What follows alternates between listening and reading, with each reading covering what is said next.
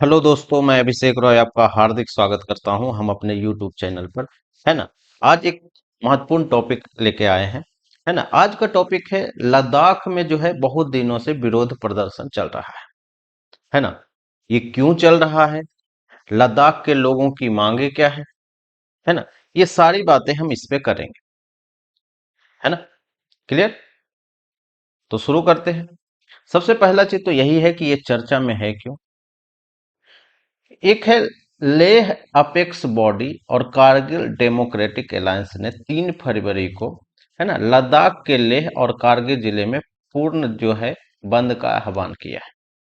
क्यों किया है कि जब से आर्टिकल 370 हटा है, कब से, 2019 में हटा है ना। यह आंदोलन अनुच्छेद 370 के निरस्त होने के बाद जम्मू और कश्मीर से अलग होने के बाद लद्दाख के लिए एक विशेष अधिकारों की मांग करता है ना। यानी पहले क्या था, पहले लद्दाख किसके साथ था, जम्मू एंड कश्मीर के साथ। है ना। और जम्मू कश्मीर और लद्दाख को क्या कर दिया, एक यूटी बना दिया गया।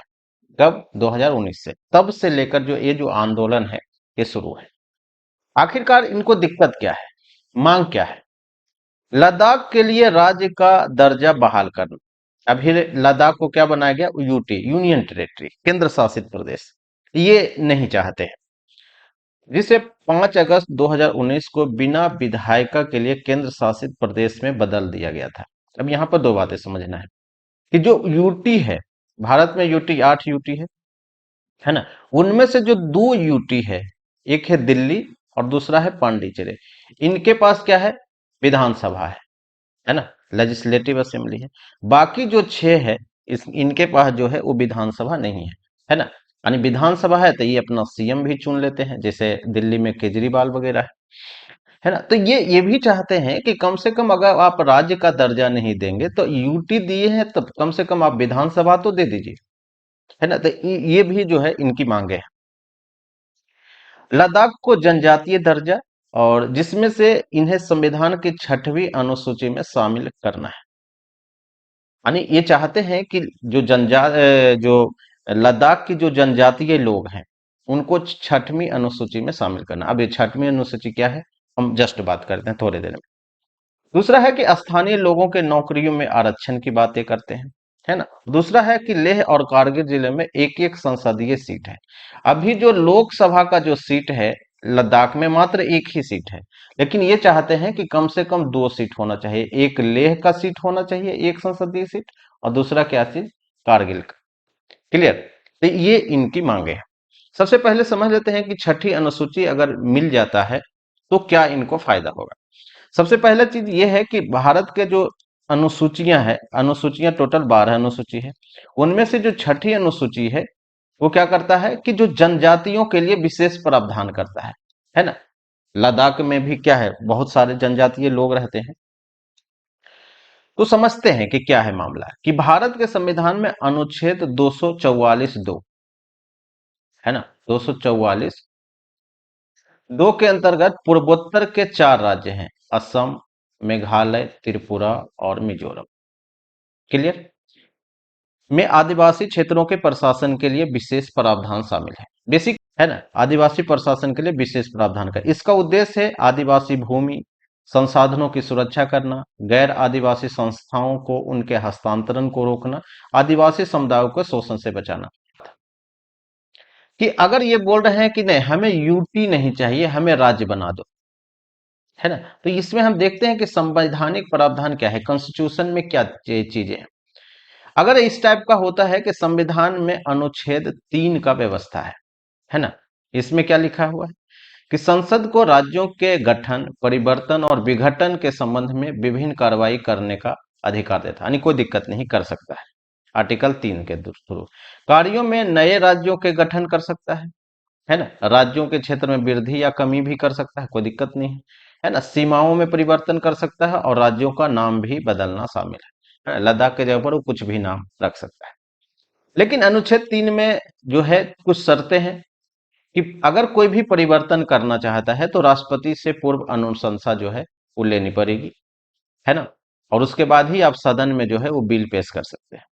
दूसरा चीज है कि विधायिका के सिफारिश करने से पहले राष्ट्रपति को एक निर्दिष्ट अवधि के भीतर अपने विचार व्यक्त करने के लिए इसे संबंधित राज्य विधानमंडल के पास भेजना होगा, है ना। अगर मान लीजिए कि लद्दाख में चेंज करना होगा, तो लद्दाख के विधानमंडल जो है ही नहीं, है ना।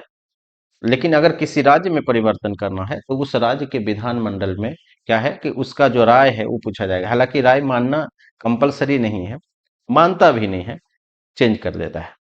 क्लियर है। तो ये तो छोटा मोटी बातें हैं। अब समझ लेते हैं कि अगर यूटी इसको बनाया है केंद्र सरकार ने, तो उनके पीछे इनको क्या समस्या है ना, पीछे क्या अनिवार्यता है। पहला चीज है एक सांस्कृतिक और जनसंख्या की अंतर यानी डेमोग्रेटिव जो डिफरेंस है उसके बारे में बात करें। लद्दाख में बौद्ध धर्म के बहुत ज्यादा लोग रहते थे, है ना। और जम्मू कश्मीर में कौन से लोग हैं, मुस्लिम लोग रहते थे, है ना, जो काफी डिफरेंट है ना। अगर लद्दाख में कौन है, बौद्ध है, क्लियर। और जो जम्मू कश्मीर में क्या थे, ये मुस्लिम थे, है ना। तो ये तो बिल्कुल अलग था पहले। लेकिन अब ये यहाँ पे कौन सा जनसंख्या है, बौद्ध की संख्या ज्यादा है। यह अंतर अक्सर जो है संसाधन आवंटन, राजनीतिक प्रतिनिधित्व, सांस्कृतिक संरक्षण के बारे में चिंताओं में तब्दील हो सकती है। एक तो ये है मुद्दा। दूसरा है सुरक्षा संबंधी। आप देखेंगे कि लद्दाख का जो लोकेशन है, लद्दाख की सीमा पाकिस्तान और चीन जैसे संवेदनशील क्षेत्रों से लगती है, जो सामरिक महत्व को एक महत्वपूर्ण कारक बनाती है। क्लियर है। इसे केंद्र शासित प्रदेश के रूप में स्थापित करने से सुरक्षा मामलों में केंद्र सरकार से अधिक प्रत्यक्ष और सुव्यवस्थित प्रशासन की अनुमति मिली है ना। अब क्या है कि डायरेक्ट केंद्र सरकार से इनका जुड़ाव हो चुका है, तो क्या होगा, बेहतर हुआ है। दूसरा चीज है कि यहाँ पर डेवलपमेंट की अगर हम बात करेंगे तो ये भी समझते हैं कि भारत सरकार ने संभवतः लंबे समय से चली आ रहे शिकायतों को दूर करने, प्रशासनिक दक्षता में सुधार करने और क्षेत्र में विकास में तेजी लाने के लिए केंद्र शासित प्रदेश लद्दाख के निर्माण को एक तरीके से के रूप में देखा है। क्लियर है। एक तो ये मामला है। थोड़ा सा बात कर लेते हैं कि अगर इनको राज्य का दर्जा चाहिए, क्यों चाहिए भाई, ये सवाल उठता है कि यूटी तो हम देख लिए कि यूटी इसलिए दिया गया है क्योंकि सांस्कृतिक मामला भी है, सामरिक मामला भी है, डेवलपमेंट का भी इशू है। क्योंकि राज्य का दर्जा लद्दाख को उसकी विशिष्ट आवश्यकताओं और चुनौतियों से निपटने के लिए अधिक मजबूत राजनीतिक ढांचा प्रदान करता है। यानी कि अगर राज्य बनेगा तो वहां के लोग क्या होगा कि अपने राज्य के लोगों को चुनेगी, है ना, चुनाव करेगी। और दूसरा क्या चीजें हैं कि अगर उनको कोई दिक्कत होगा तो ये लोग आपस में ही निपट लेंगे, है ना, क्योंकि सरकार चुनी जाएगी तो सरकार यहाँ काम करेगी। यह स्थानीय आबादी को उनके जीवन आजीविका को प्रभावित करने वाले निर्णय प्रक्रिया को अधिक, है ना, अधिक अधिकार देने को सशक्त बनाएगा, है ना। वो चुन भी सकते हैं, ऑब्वियसली बात है। राज्य का महत्व इस क्षेत्र में है कि राज्य का दर्जा लद्दाख को उसकी विधानसभा बनाने में सक्षम बनाएगा, है ना, जिससे क्षेत्र में आवश्यकताओं के अनुरूप कानून बनाने की अनुमति हुई। अगर राज्य का दर्जा हो जाएगा तो विधानसभा भी हो जाएगा, है ना। तो फिर वो अपना कानून भी बनाएगा, अपना मुख्यमंत्री भी चुन सकता है, अभी चुन ही नहीं सकता है। क्लियर है। इससे अधिक व्यापक शासन संरचना का विकास होगा, प्रशासनिक दक्षता और जवाबदेही बढ़ेगी, है ना। तो होना चाहिए। तो देखते हैं क्या होता है, सॉल्यूशन क्या है इसका। सॉल्यूशन यही हो सकता है कि केंद्र सरकार को राज्य के दर्जे के संबंध में उनकी आकांक्षाओं यानी उनको क्या चाहिए, उनका चिंता क्या है, समझने के लिए लद्दाख के लोगों से क्या होना चाहिए, बातचीत करना चाहिए।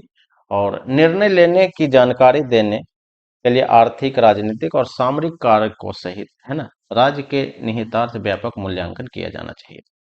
क्लियर। तो बेसिकली क्या है कि लद्दाख के लोगों से बात करना चाहिए कि उनको क्या समस्या है ना, बैठ के आराम से। क्योंकि एक महत्वपूर्ण व्यक्ति है, आप नाम सुने होंगे 3 इडियट मूवी में, फुनसुक वांगडू, जो आमिर खान का जो कैरेक्टर है ना, वो भी व्यक्ति लद्दाख के हैं, लद्दाख से ही है ना। और उन्होंने भी क्या है कि एक 21 दिन का आमरण अनशन पर जो है ये भी क्या है, बैठे हुए हैं कि 21 दिन में जो भी होगा देखा जाएगा, भूख हड़ताल पर, है ना। तो अगर कुछ सरकार एक्शन लेती है तो फिर हम आपको अपडेट करेंगे, है ना। तो आज भर इतना ही है। Thank you.